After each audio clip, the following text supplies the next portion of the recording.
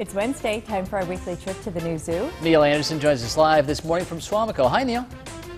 Hey, good morning. And it is a great day to visit the zoo if you're a senior, because it's our Senior Citizens Day. Oh. And if you're 62 years young and older, you get into the zoo free, and we have free coffee, cookie, and juice. And you also get an opportunity to see behind me. We're here with the red wolves. You know, and this is really a kind of a special treat for visitors because, you know, you're looking at probably one of the most endangered canids in the world. These guys, right now, there's probably about, I think there's right around 179 in captivity, about 100 in the wild. And if you go back quite a few years ago, these guys back in the 1970s, you know, they thought they were extinct, and they actually were declared extinct in 1980 in the wild. And what happened is biologists, they found some populations of wolf-like animals like these guys, you know, kind of some were hybrid, some were mixed. There were about 400 that were collected down along the coastal region of western Louisiana and eastern Texas.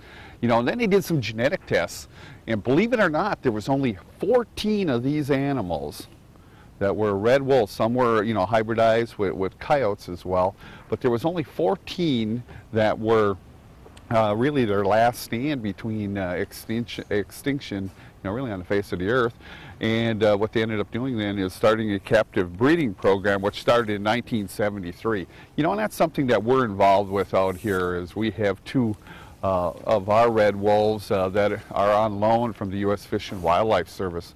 And what we'll talk about is in the, you know, the next segment, we'll talk a little bit about how we designed the exhibit, but then also some of the things that we're doing here to hopefully that we will have successful breeding, because we need to get that population up to right around 200.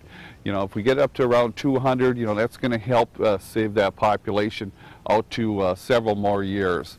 But when you think about that, down to 14 animals left on the face of the earth were red wolves. And then you got to start a captive breeding program. And, you know, I just wanted to mention too, as you can see, we do get we get documents like this annually, a population analysis and breeding and transfer plan. And we'll talk about that coming up in the next segment, and how we're involved with other zoos in helping save endangered species. Oh, very interesting stuff. All right, we'll check back with you next hour, Neil, okay? Thanks, Neil. Sounds good.